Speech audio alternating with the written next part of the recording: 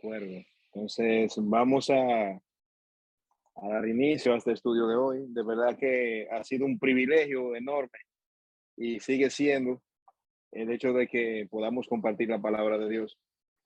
Entonces, vamos a tener un momento de oración para que demos inicio a este estudio, dirigidos por el Espíritu Santo, el cual es el verdadero maestro. Sabemos que el Espíritu Santo de Dios nos guía a toda verdad y nos instruye acerca de la palabra de Dios. Y es un gran privilegio contar con esta palabra y contar con el Espíritu Santo que nos está siempre exhortando y dando claridad e iluminación a nuestra mente en relación a su palabra. Padre bendito que estás en el cielo, te damos las gracias. Gracias, Señor, por tu amor, tu misericordia, tu bondad, Señor. Tantas cosas buenas que has dispuesto para nosotros que deberíamos meditar profundamente para que podamos estar cada vez más agradecidos. Mira, Señor, que nos disponemos en un momento a tener banquete con tu palabra, a aprovechar tu palabra, a permitir que sea tu palabra que esté llegando a nuestra vida, llegando a nuestro corazón, de manera tal que podamos nosotros entenderla y ante todo vivirla, conocerla y en efecto glorificar y exaltar tu nombre como tú así nos has pedido. Míralos a cada uno, Señor, te lo suplico. Mira nuestros corazones, nuestras necesidades, nuestras preocupaciones, nuestras inconformidades, o sea, toda cosa que hay en nosotros, Señor, tú puedes observar en esta noche. Nosotros te rogamos, Señor, que tú nos exhortes con tu palabra y nos ayudes a entender que tu palabra es la verdad y que se hace necesaria para los tiempos que se avecinan, se hace necesario que aprendamos tu palabra para que podamos vivir de manera sabia y de manera entendida. Oh Señor, te pedimos esto en el nombre de Jesús. Amén. Bien, mis amados hermanos, entonces, les decía ya de manera introductoria, me siento muy contento de estar con ustedes. Después de haber tenido toda una jornada el día de hoy, pues es un gran privilegio llegar a casa y poder reunirme con ustedes por esta vía. Hemos estado trabajando la primera carta de Pedro, capítulo 1, y el momento que nos ocupa hoy son los 3 versículos que continúan después de la última vez que estuvimos hablando. Y estamos hablando del versículo 10 al 12.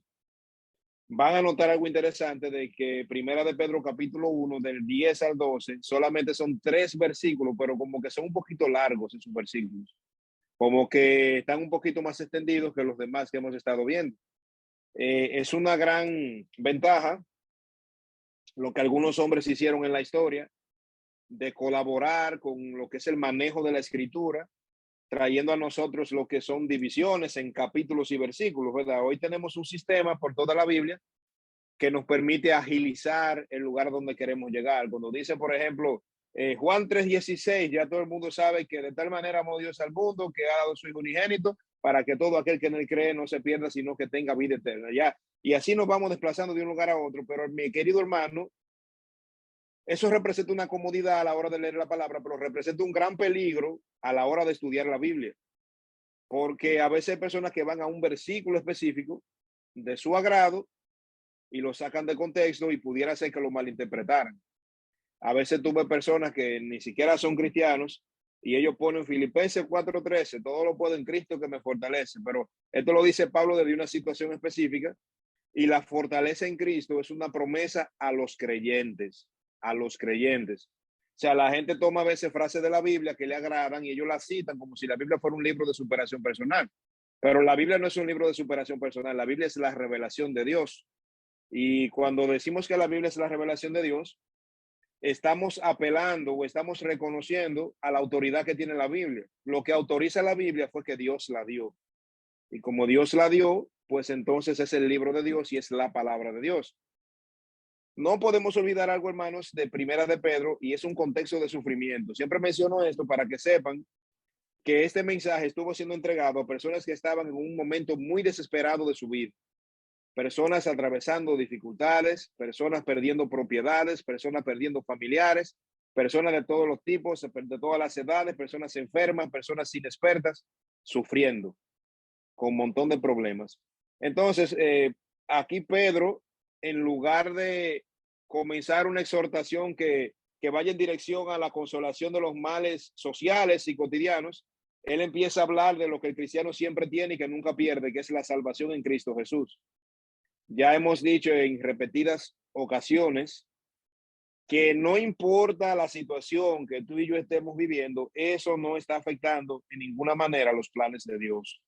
Los planes de Dios siguen intocables y siguen intachables. Entonces eso es algo que debemos recordar. Pedro empieza saludando a una iglesia que está en grandes dificultades. Pedro sigue hablando acerca de una esperanza viva. Eso sigue siendo Pedro el apóstol, hablando acerca de una esperanza viva. Recuerden que la última vez que estuvimos hablando de que la esperanza viva que tú y yo tenemos es una esperanza que está viva porque Cristo vive. Por eso, tener cristianismo sin Cristo no funciona. Y a veces hay personas que te invitan a la fe y te dicen, ven a la fe porque la fe es una vida bonita, la fe contiene misericordia, la fe contiene aspectos que nosotros celebramos y todo eso, pero si Cristo no está en medio, hay grandes dificultades porque nuestra esperanza viva es Cristo. Y de hecho, la única religión verdadera es el cristianismo, precisamente porque tiene la fuerza exacta para hacerlo, porque es aquella que se sustenta en una persona específicamente. Los demás sistemas religiosos son filosofías, son pensamientos, modo de ser a lo que la gente te invita. Por ejemplo, hay gente que te dicen, mira, si tú quieres ser parte del Estado Islámico, del islamismo, hay tres pilares fundamentales que tiene el Islam. El Islam tiene que declarar que no hay más Dios que Alá y que Mahoma es su profeta. Tiene que hacer las 3 oraciones que ellos hacen en el día y practicar supuestamente misericordia y por lo menos ir una sola vez a la Meca, o sea, al lugar donde se fundó. Tienes que ir a visitar aquel lugar para que tengas esa experiencia, según dicen ellos. Pero tenemos en el cristianismo una religión o un camino que se funda en la persona de Cristo resucitado. Entonces, Cristo sigue vivo, Cristo vive por la eternidad y también hablábamos un poquito de que cuidado con pensar en Cristo como el Dios que nació en Belén. Él es el Dios que nació en Belén, no, él no es el Dios que nació en Belén, en Belén se encarnó.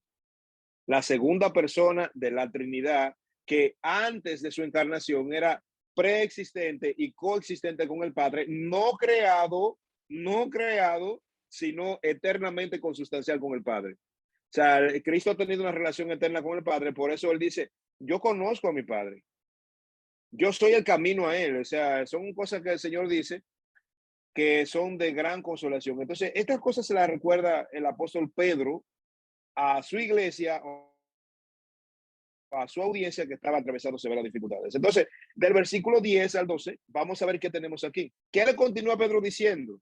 ¿Qué le continúa Pedro diciendo? Bueno, acá él dice, los profetas que profetizaron de la gracia destinada a vosotros, inquirieron y diligentemente indagaron acerca de esta salvación, escudriñando qué persona y qué tiempo indicaba el Espíritu de Cristo que estaba en ellos, el cual anunciaba de antemano los sufrimientos de Cristo y las glorias que vendrían tras ellos.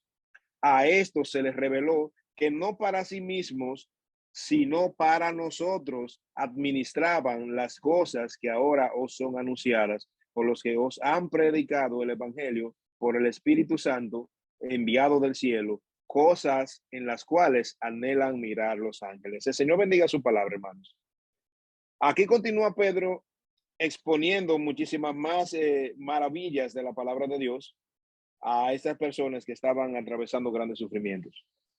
Por ejemplo, aquí menciona unas personas. Aquí hay un nombre que está en plural, dice los profetas. Los profetas. Y quizás si nos preguntáramos quiénes eran los profetas. ¿Quiénes eran los profetas? Bueno, hablarte de profeta, los profetas son una figura muy conocida, especialmente en la historia del pueblo de Dios. A los profetas, la palabra profeta procede de una palabra hebrea que se dice Naví. Los profetas, de hecho, hay una parte del escrito hebreo que se llama Neviín o los profetas, que engloba todos los escritos de los profetas que estuvieron anunciando, aquellos escritos que el pueblo de Dios certificó que verdaderamente venían de Dios. Y ustedes saben que la iglesia, el pueblo de Dios en el pasado, en el Antiguo Testamento y la iglesia siempre tuvieron como la forma de conocer cuál era el mensaje correcto y cuál era el mensaje no correcto. Por ejemplo, los escritos que eran autorizados para el pueblo de Dios tenían que pasar cierta prueba. Lo primero era que tenían que ser mensajes que fueran entregados por hombres de Dios aprobados. No era una palabra que cualquiera decía. No era una palabra que andaba por ahí por el camino. Eran palabras de hombres que habían demostrado que Dios verdaderamente podía expresarse a través de ellos, y eso se veía en el cumplimiento de estas palabras. Sabemos que habían advertencias de los profetas mentirosos, que si el profeta hablaba y su palabra no se cumplía, decía la palabra, bueno, este no habló de parte de Dios, sino que habló de su propia pretensión o habló del propio deseo de su corazón. Hay mucha gente que hoy entrega mensajes que no tienen que ver con la palabra de Dios, sino que tienen que ver con la pretensión de su corazón. Mucha gente lo hace de manera, intencionalmente malvada. Hay gente que le gusta utilizar a otros en este sentido. Hay gente que le gusta jugar con la ingenuidad religiosa de muchos. Hay otro que lo hace supuestamente inocentemente, pero hay algo que debemos saber: entre un fallo a propósito o un fallo inocente, como quiera, es un fallo que trae consecuencias. Vamos a decir que tú te metiste en vía contraria en la calle, inocentemente, como quiera te van a poner una multa. ¿Por qué? Porque hiciste algo incorrecto, aunque tú no lo sabías. Entonces mucha gente apela a la inocencia. Ay, que ellos no saben y lo hacen de esa manera. Bueno, es que no es que ellos no saben, ellos tienen el compromiso de saber de que no podemos enseñar otro mensaje, sino el que Dios ha mandado que se entregue.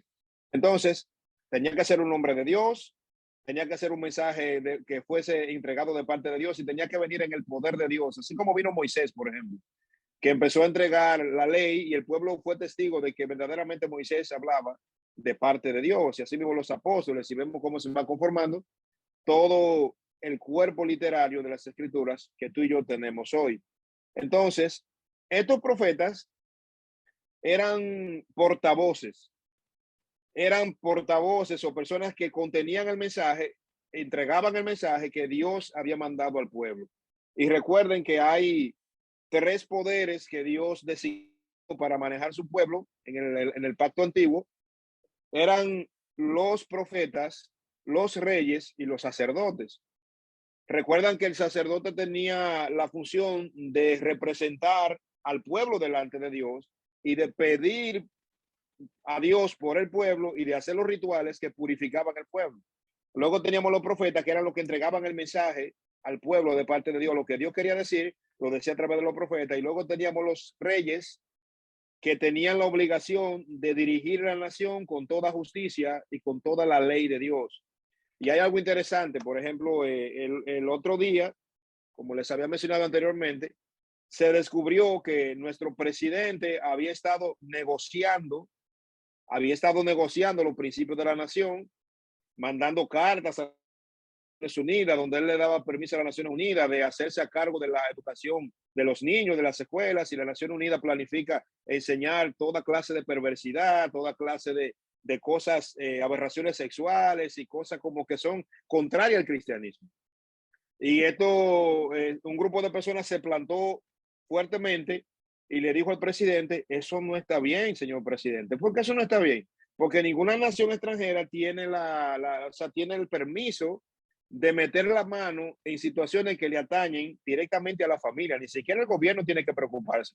Yo tengo todo mi derecho de criar a mi hija bajo los principios cristianos, no bajo los principios de una nación que no honra a Dios y que no conoce nada ni nadie.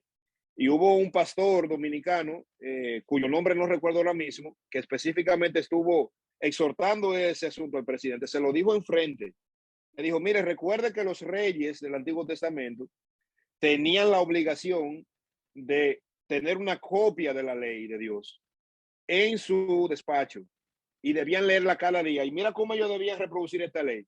El rey tenía que ser como un escriba, porque tenía que agarrar y decirle al sacerdote: oye, préstame la ley que tú tienes en el santuario y préstamela para yo hacerla como modo caligrafía. Y usted sabe que lo que usted escribe, usted se lo aprende.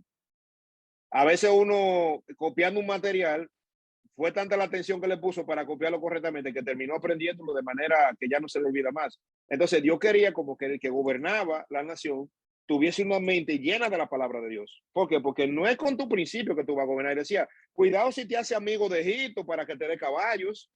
Cuidado si permite que un extranjero venga aquí a tomar decisiones que no le corresponden. O sea, Dios quería esa cosa muy clara. Y Dios es un Dios muy misericordioso porque siempre ha dado como participación a su pueblo. No un Dios egoísta. Por ejemplo, Dios quiere que tú y yo aprendamos el Evangelio para que sepamos predicar el Evangelio, para que podamos entregar la buena nueva. O sea, Él pudo mandar los ángeles, que no se le olvida nada, que son criaturas mucho más poderosas que nosotros, que pudiesen hacer un mejor trabajo. Pero Él dice, no, es el barro.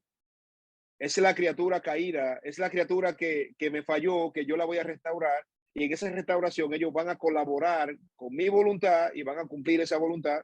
Y ellos son los que van a echar a andar el reino de los cielos en la tierra. Ellos son los que van a empezar a llenar la tierra de ese mensaje para que cada día más personas lleguen a los pies de Cristo. Entre tanto, yo regreso. Entonces, aquí tenemos dos profetas. Estos profetas estuvieron entregando varios mensajes, hermanos. Y miren, para que se hagan la idea, el mensaje que los profetas entregaban era un mensaje que tenía que ver directamente con Cristo, porque muchos de los profetas lo que empezaron fue a anunciar una llegada específica de un personaje específico, y eso lo vamos a ver más adelante. Vamos a ver más adelante el privilegio que tú y yo tenemos de saber quién es ya, porque ellos no supieron quién eran que lo anunciaron. Ahí lo dice más adelante. Ellos quizá contemplaron parte del mensaje que ellos deseaban saber, de que ellos mismos estuvieron enseñando, pero ellos no supieron exactamente quién era. Y hoy nosotros lo conocemos. Hoy nosotros sabemos quién es y ya para nosotros tiene un nombre.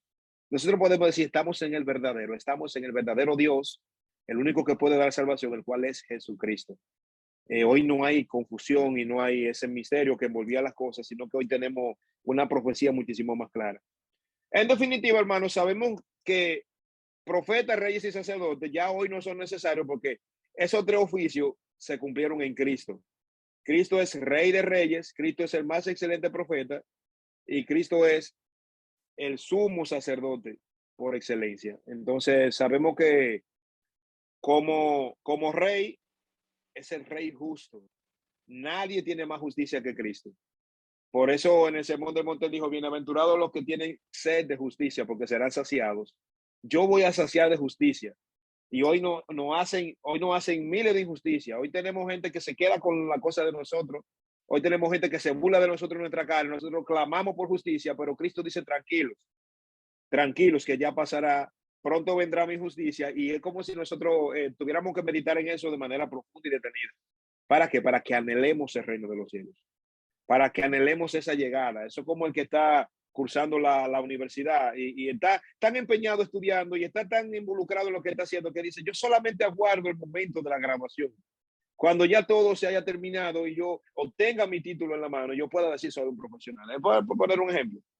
En el plano espiritual, nosotros estamos esforzándonos, nosotros estamos cada día viviendo el día a día aquí, pendientes a Cristo, pero deberíamos estar anhelando el día en el que Cristo llegue y nos entregue toda esa herencia que habíamos mencionado anteriormente, una herencia que está basada en su misma presencia y que seremos saciados de justicia. Entonces, estos profetas profetizaron, ellos estaban en su ejercicio pleno.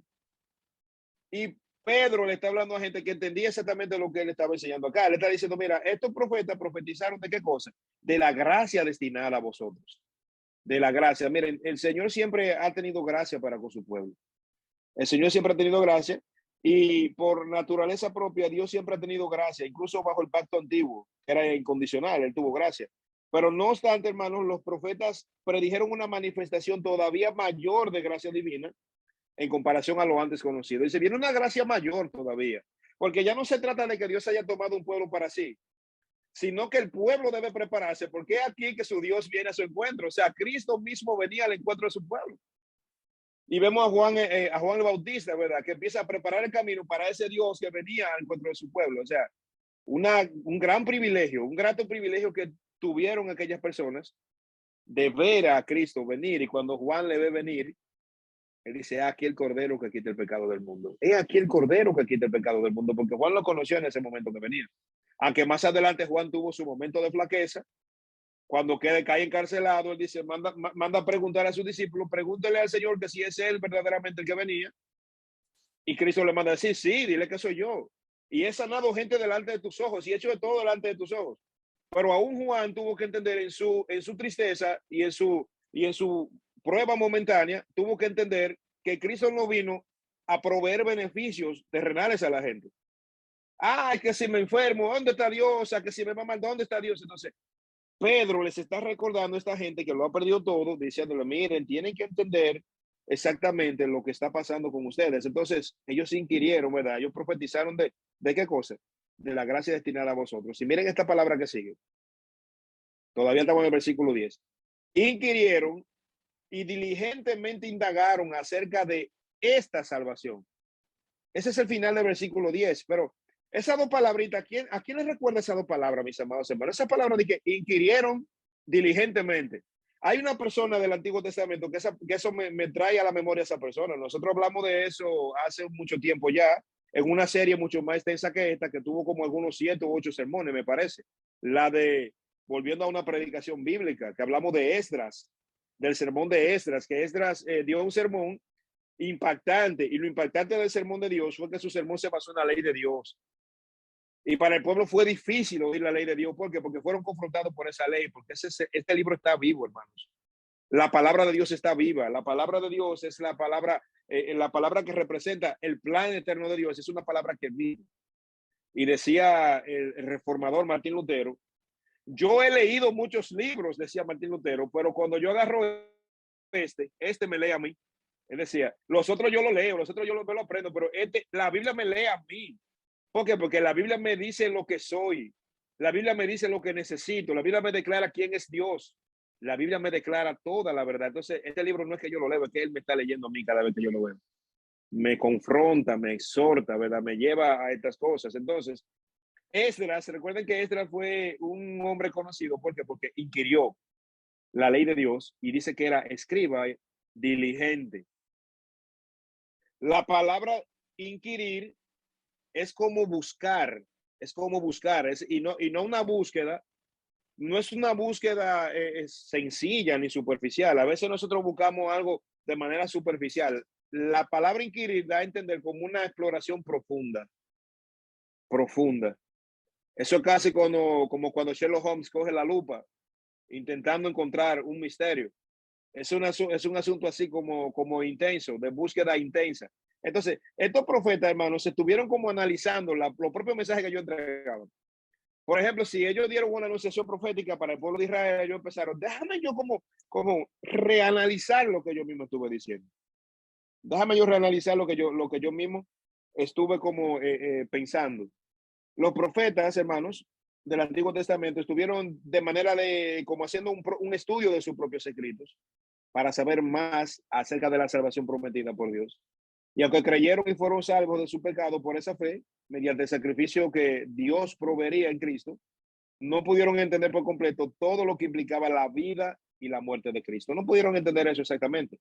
Pero sin embargo, ellos estuvieron como indagando y dice que lo hicieron de manera diligente. Diligente como sin cansancio, diligente como cuando tú te esfuerzas para hacer algo. Cuando te dicen diligente, es que tú eres una gente que resuelve. Que tú, mira, a veces te dice, mira, lo que tú le entregas a fulano, fulano lo resuelve porque él es diligente. Hay gente que se duerme con las cosas, hay gente que sabe que tiene una responsabilidad y ellos dicen, que ya lo haré mañana porque mañana tengo tiempo y se le va el día de mañana y se le va otro día y se le va otro día y quedan como irresponsables. Entonces los profetas no fueron irresponsables, sino que indagaron diligentemente acerca de qué cosa, de esa salvación.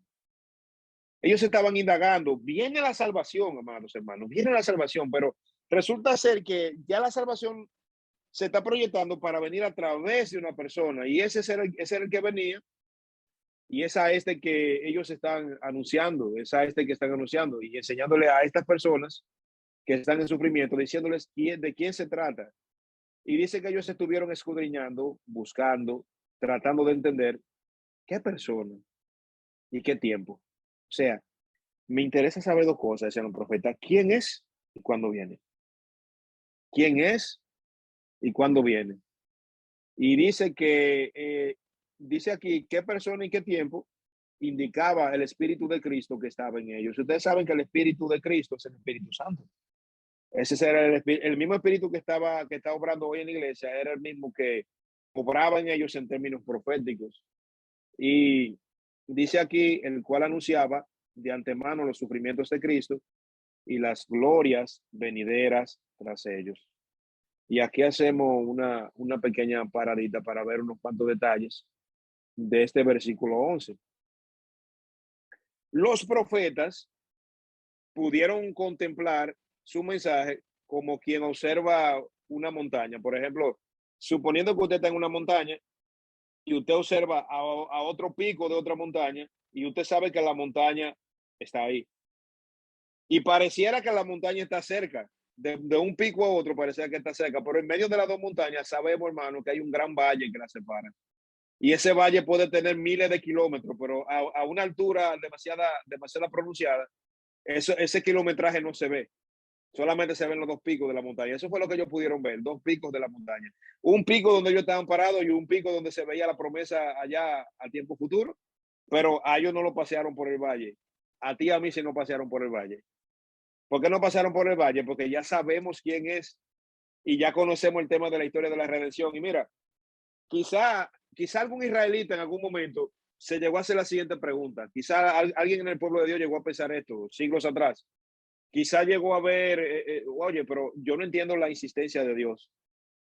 Yo no entiendo el tanto derramamiento de sangre. Yo no entiendo por qué tanta muerte de tantos toros, de tantos becerros, de tantos machos cabríos. Que yo no entiendo qué es esto. En el libro de Éxodo, cuando Dios está instituyendo su Pascua, vemos algo interesantísimo allí en ese momento. Mira, el domingo en la mañana nosotros hacemos la partición del pan y en la copa, pero eso tiene su fundación en el aposento alto. Pero antes del aposento alto, eso tiene una raíz que debemos conocer, que es la Pascua judía. Lo que pasó en el aposento alto fue que Cristo, con toda autoridad, como el prometido de Dios, como el amado, como el esperado de las naciones, él dirige todo eso que por todas las edades se estuvo haciendo, lo reúne y lo dirige hacia él y dice, yo soy el Cordero y es necesario que mi sangre sea derramada para el perdón del pecado de muchos. Y él hace como esto, él cambia este asunto, o sea, le da, no tanto que lo cambia, él cambia la forma del ritual, pero él le da el verdadero sentido.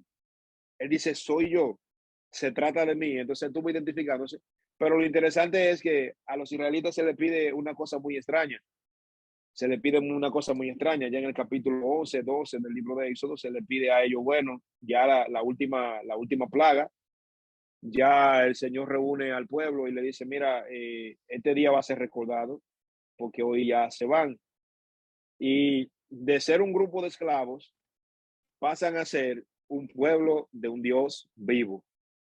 Así como tú y yo nacimos en la esclavitud del pecado, así como tú y yo estuvimos en el Egipto del mundo, aquí viene Dios y dice ahora, ya yo levanté un pueblo para mí, redimido a través de un cordero. Él dice en el reglamento, mira, increíble porque hay gente que quiere como inventarse las cosas de Dios, hay gente que quiere tomar la palabra y interpretarla a su manera, o peor aún, ni siquiera interpretarla, sino poner las cosas que ellos entienden por encima. Eso es muy complicado, pero Dios siempre que Dios te pide algo, Él te ha dicho lo que Él desea. Dios no anda inventando, ni tampoco anda improvisando. Dios no dice, sal por ahí caminando a ver lo que se te pega. O sea, las cosas de Dios no son así de desorganizadas. Las cosas de Dios tienen como un indicativo siempre. Dios, antes de decir al pueblo que se iban y todo lo que había que hacer, él dice exactamente lo que deben hacer cada quien.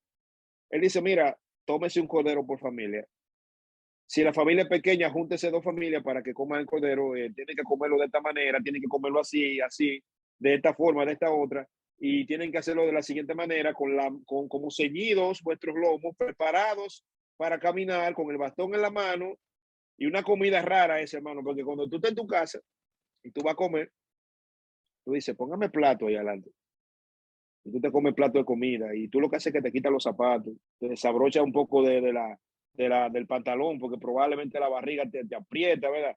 Y tú quieres comer y tú te programas para durar las próximas 2 horas ahí sentado, quizás haciendo cuentos, viendo televisión, haciendo no sé qué cosa, porque tú estás en tu zona de confianza. Y después que tú comes, le dices a la esposa o si te paras tú mismo, déjame, ¿cuál es un chin de café para tomarme después de la comida? O sea, tú estás como que estás planeando no moverte por un buen tiempo, ¿verdad? Y a veces se dice, no camines, cuando tú comes no camines mucho, que te puede dar mala digestión. Tenemos que luchar mucho con los niños en la escuela, ¿verdad? Porque acabando de comer, ellos quieren irse a jugar topado, a brincar la cuerda y se enferman del estómago, vomitan, porque ellos no conocen ese tipo de normativas. Pero a su pueblo Dios le dice, esta comida tú te la vas a comer, te la vas a comer apresuradamente y tienes que estar listo porque desde que tú termines de comer te vas. Es una comida rara, yo no había visto nunca eso, pero así fue que el Señor puso su pueblo a comer la Pascua, porque la Pascua precisamente indica movimiento. Recibir a Cristo implica movimiento. Las cosas que pasaron antes de Cristo se quedan atrás y las cosas que Cristo nos da ahora son las que están en el porvenir, es lo que está en adelante, a partir de aquí y de la hora. Y de esa misma manera, como les decía, se puede hacer una clara ilustración de cómo estábamos en el Egipto del mundo, cómo comimos ya de la Pascua de Cristo, cómo aceptamos el llamamiento de Cristo, cómo participamos en su sangre, cómo participamos en su padecimiento y cómo tenemos que empezar a caminar en una nueva vida, en una nueva dirección, hacia qué, hacia la nueva Jerusalén. No vamos a recibir un terreno aquí que Dios nos va a dar, pero vamos a recibir una herencia en los cielos. Y es el mismo peregrinaje que estamos llevando. ¿Cómo se movía el pueblo? El pueblo se movía por columna de nube, por columna de fuego. Columna de fuego en la noche para iluminar, columna de nube en el día para mirar cuál era el trayecto. Entonces, ¿tú sabes cuál es nuestra columna de fuego y nuestra columna de nube? Mírala aquí, la palabra. La palabra de Dios es esa directriz que hoy nos dice dónde caminar, que hoy nos dice dónde pensar, y no solamente columna de nube y columna de fuego, sino que también maná, es el alimento espiritual. Es lo que tú y yo tenemos que comer cada día para poder seguir en el desierto del mundo, caminando con paso firme.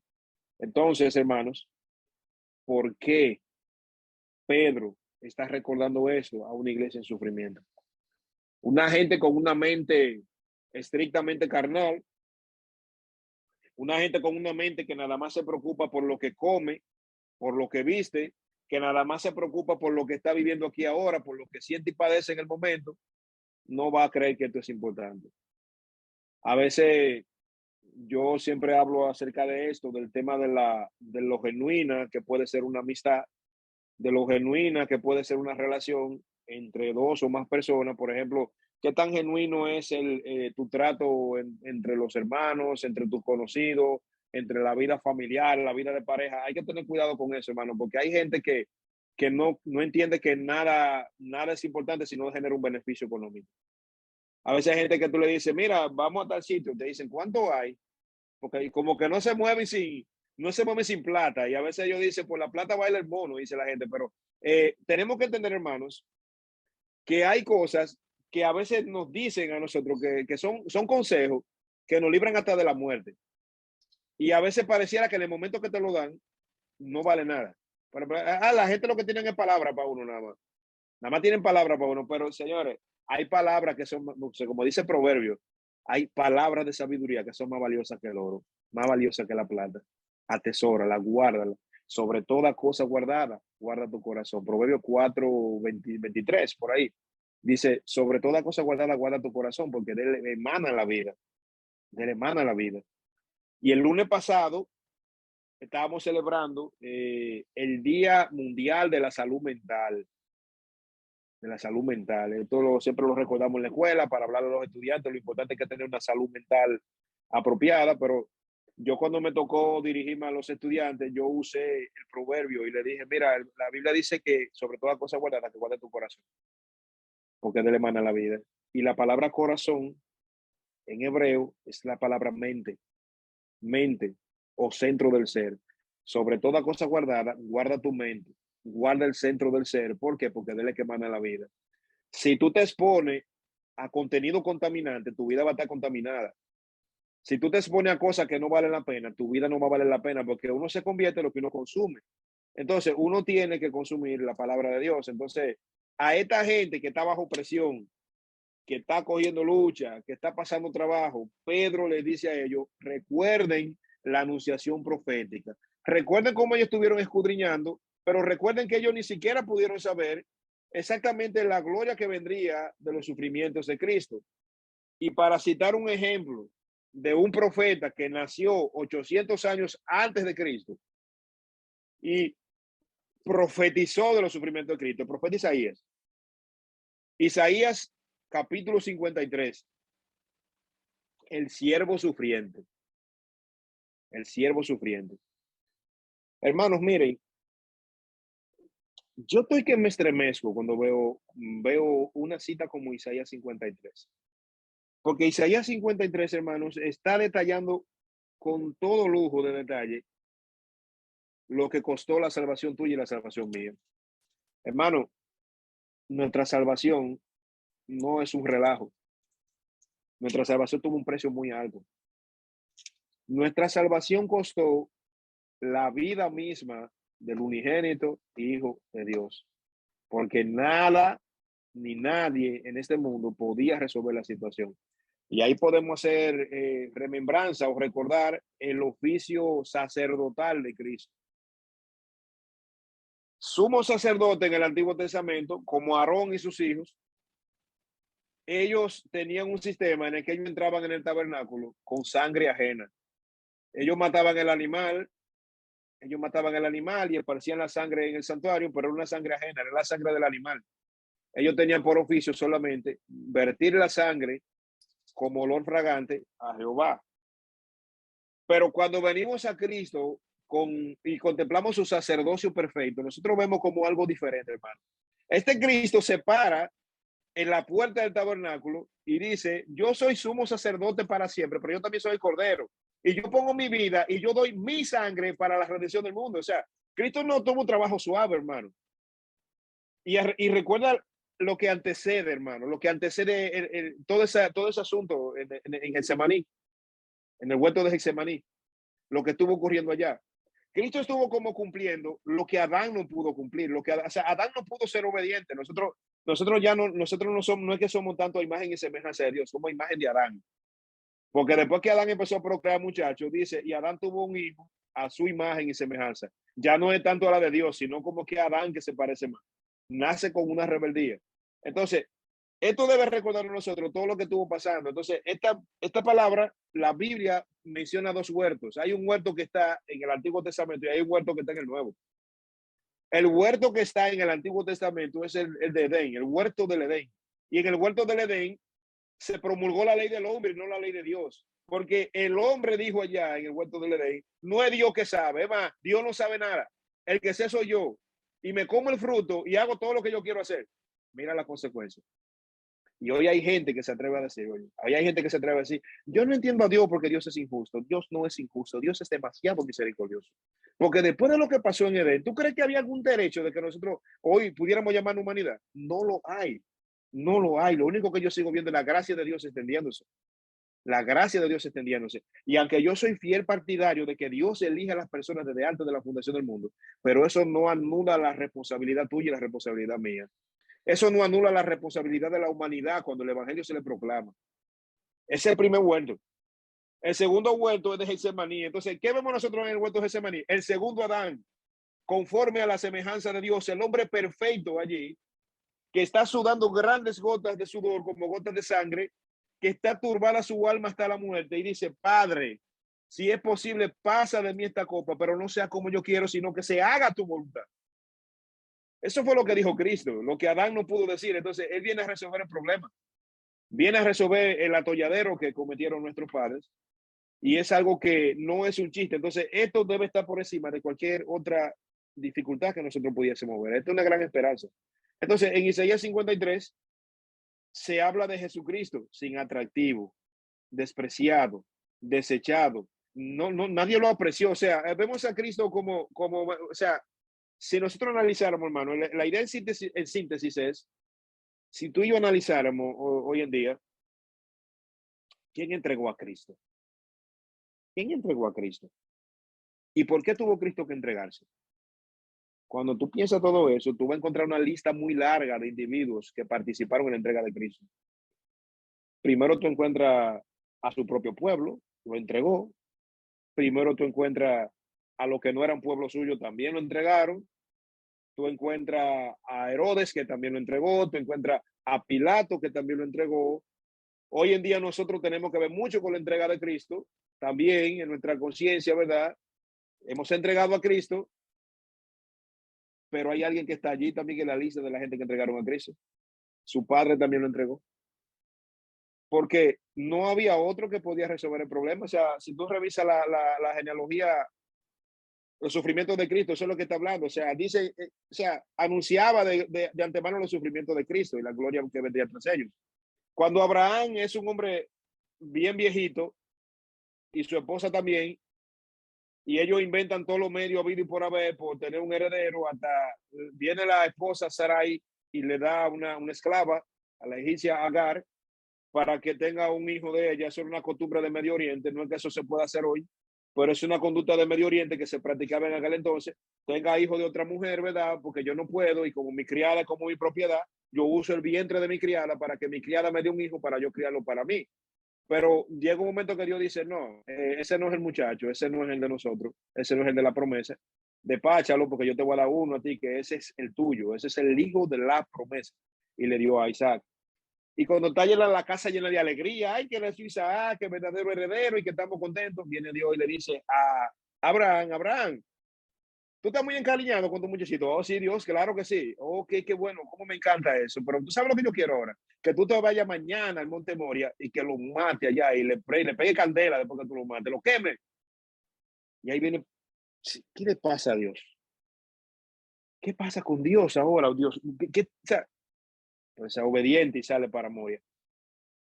Y cuando dice que él toma al niño y lo pone sobre la pila de madera para quemarlo y levanta el cuchillo para matarlo, allí su mano fue detenida. Allí su mano fue detenida y dice, mira atrás, hay atrás un cordero trabado en un zarzal por los cuernos, en un matorral se quedó un cordero atrapado. Ofréceme ese cordero. Hermano, ¿a qué se parece eso? La Biblia está llena de ejemplos que a veces lo pasamos por ahí. ¿A qué se parece eso? Hay una anunciación de Cristo ahí, hermano. Cuando nosotros vamos a esa escena, nosotros vemos que para Isaac, el amado, el prometido de Abraham, apareció un cordero sustituto. Dice, Isaac, tú no vas a tener que morir ya. Ya hay un cordero que va a morir por ti. Sangre ajena, cuerpo ajeno, paga la condena tuya y tú sigues libre, pero él va a padecer. Y otra vez se repite. Hay otro padre con un único hijo que manda a ese hijo a resolver un problema en la tierra, y cuando ese hijo llega el momento cúspide que debe morir, para él no apareció cordero. Él tuvo que quedar allí. ¿Por qué? Porque él es el cordero que muere por salvarnos a nosotros. Entonces, ahí te das cuenta. Escudriñaron qué persona, escudriñaron qué tiempo, ese Espíritu Santo de Cristo estaba en ellos anunciando qué cosa, los sufrimientos de Cristo y la gloria que vendían tras ellos. Vino gloria en los sufrimientos de Cristo, hermano. ¿Por qué? Porque él pagó por nosotros. Y repito, esta salvación no es un chiste. O sea, esta salvación es como un antídoto contra el veneno del pecado. El pecado ha generado muchas dificultades en el mundo. Mira, el pecado trajo la muerte. El pecado trajo la desgracia. Que el mundo entero se trastornara. El pecado tuvo que hacer que existiera un lugar llamado infierno. A causa del pecado, ese lugar existe para juzgar el pecado. Y a causa del pecado, el mismo Hijo de Dios tuvo que venir a la tierra a resolver un problema que nadie podía. Entonces, eso habla como de la expectación que tenemos que tener del pecado, de que no tanto yo debo ver el pecado como la cultura lo ve, o como yo lo veo, debemos verlo como Dios lo ve, porque la cultura es muy suavizada. Hoy tenemos iglesias que no hablan de pecado hoy en día. Hoy tenemos iglesias, mira, bueno, precisamente en esta semana, bueno, antes de ayer, un hermano me escribió por teléfono para hacer una pregunta. Y él me decía, ¿qué pregunta? O sea, ¿qué tú le responderías a una gente que te diga a ti que Dios aborrece el pecado, pero ama al pecador? Eso se oye mucho hoy en día. Mira, Dios aborrece el pecado, pero ama al pecador. Eso es lo que se dice. Pero yo le decía, hermano, mira, en Juan 3:16 dice que de tal manera amó Dios al mundo que dio a su hijo. Pero es el mismo Juan en su segunda carta que dice un mandato al pueblo, no améis al mundo. Y ahí hay un contraste, una diferencia. Dios ama al mundo de una manera redentora. Él ama al mundo porque Él lo salva. El amor de Dios hacia el mundo no es ningún asunto de permiso de pecado. Ni de que Dios dice, ay, qué bonito se ve mi humanidad pecando ahí abajo. Wow, yo de verdad que no amo lo que ellos hacen, pero a ellos yo estoy, complacido con ellos. Pero lo que ellos hacen no, pero a ellos sí. No es así, mira, Dios ama a un pueblo que él ha redimido para su gloria. Y si Dios aborrece el pecado, es porque también aborrece a los que permanecen en el pecado. Por eso el llamado es que la persona debe convertirse. Entonces, todo eso Pedro se lo está recordando a esa gente que permanecía en ese profundo sufrimiento. Y el versículo 12 luego dice, después de esa gloria que vinieron de los padecimientos de Cristo, dice, a estos se les reveló que no para sí mismos, sino que para nosotros administraban las cosas que ahora os son anunciadas por los que os han predicado el Evangelio, por el Espíritu Santo enviado del cielo, cosas en las cuales anhelan mirar los ángeles. Hay muchos teólogos que han dicho que la iglesia es la escuela de los ángeles. O sea, Dios mismo, con lo que Dios está haciendo con la iglesia, Dios le dice a la corte celestial de los ángeles, siéntense ahí para que ustedes aprendan lo que yo estoy haciendo con la humanidad. Miren cómo yo estoy trayendo gloria, miren cómo yo estoy restaurando personas, mira cómo yo me estoy levantando un pueblo para mí. Los ángeles como que se gozan en ver la obra de Dios, los ángeles se gozan siempre en contemplar lo que Dios ha hecho. Por eso, si se dan cuenta, mira, cuando los ángeles venían a dar una anunciación, lo hacían como con gozo. Y otro asunto interesante es que estos ángeles servían como mensajeros, ¿verdad? Como portavoces, como aquellos que daban una buena nueva. Entonces, estos ángeles están como contemplando toda esa maravilla que Dios está haciendo. Y muchas veces se dice que, o sea, se dice mucho, se recuerda mucho esto, que hay fiesta en el cielo cuando un pecador se arrepiente. Parecía que los ángeles, ¿verdad? Dicen, oh, qué bueno que el hermano Eric se convirtió, qué bueno que el hermano José se convirtió, y hacen una fiesta, se hace una fiesta de alabanza, se gozan, ¿verdad? Pero no tanto es por nosotros, ellos se gozan en Cristo y por la victoria de Cristo, que sigue siendo como efectiva, porque tú y yo no somos dignos de provocar una fiesta en el cielo. Quien hace una fiesta en el cielo a cada momento es la soberanía misma de Dios manifestada en Cristo para con nosotros como su pueblo. Entonces, eso como quien dice que cada vez que una persona es salva de manera eficaz y de manera completa en el nombre de Cristo, hay como un gozo, porque una vez más el Cordero sigue triunfando. El Cordero sigue triunfando y es gloria a su nombre que debemos dar siempre, porque Él verdaderamente ha triunfado. Así que, mis amados hermanos, sin desprender estos textos de su contexto, sabemos que esta gente venía de grandes dificultades y sabemos lo que el apóstol Pedro le está diciendo. Como nosotros somos creyentes en Cristo y como confiamos plenamente en su palabra, tenemos que saber lo siguiente. Si eso fue lo que el pueblo de Dios necesitó en el pasado, yo no veo la razón por la cual tú y yo pensamos que tenemos que tener algo diferente. O sea, la palabra de Dios es viva y eficaz y es una palabra que trasciende por las edades, por las generaciones. Llegará el momento en el que tú y yo probablemente ya no estemos en esta vida y muchos más creyentes que vienen en camino seguirán alimentándose de la palabra de Dios, porque esta es la única palabra que permanece para siempre. Porque siempre hago la aclaración. Mi palabra como hombre me representa a mí. Si yo te hablo de una experiencia mía, de una idea mía, eso me representa a mí como hombre. Y esas experiencias mías son experiencias que fallan, son experiencias que no tienen un valor eterno, sino que un valor temporal, porque yo soy el dador de esa experiencia. Pero cuando hablamos de la palabra de Dios, que fue dada por el Dios eterno, esto tiene valor eterno. O sea que hay revelación, hay Biblia para rato. O sea, esto no se va a acabar ahora, sino que vamos a seguir pendiente a esa luz de la palabra que alumbra como un faro. No sabemos exactamente como hombres, no sabemos las dificultades que tú atraviesas, no sabes las dificultades que yo atravieso, no sabemos ni siquiera muchas cosas que la gente experimenta a diario vivir.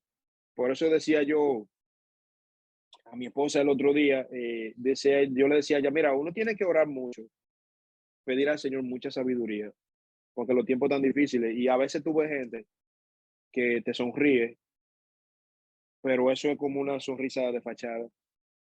Su vida está muy triste, una vida muy deteriorada y uno tiene que pedirle mucha sabiduría a Dios. Precisamente ante todo cuando esa gente llegan a ti, para que tú sepas qué decirle. Y uno también tiene que ser como construido, ¿verdad? Como hecho por el Señor por dentro, para que uno pueda ser como, no una gente de que da una sabiduría humana, sino para ser una gente como que dirige a las personas a la palabra de Dios. O sea, no es que no es que te resuelva un problema hoy. Es como que te diga dónde que está la solución de los problemas, que está en Cristo Jesús, Señor nuestro. Ojalá que Dios nos bendiga mucho en esta noche, hermanos. Si estamos atravesando dificultades, si estamos con asuntos difíciles, aunque no tengamos ningún problema, esto es lo que tenemos que creer. Alguien decía en una ocasión que el evangelio era para el hombre que estaba en el vigor de la vida, pero también era para el que estaba en el lecho de una cama. ¿Por qué? Porque el que cree que está muy bien, el que cree que está muy fuerte, el que cree que no necesita nada, está engañado porque necesita a Dios en su juventud. Pero el que está en una cama, el que no tiene ninguna fuerza, también necesita a Dios para saber cuál es la verdadera vida. Entonces, Dios le bendiga mucho, hermanos, y oramos una vez más. Padre eterno que estás en el cielo, bendecido y exaltado sea tu nombre en esta noche.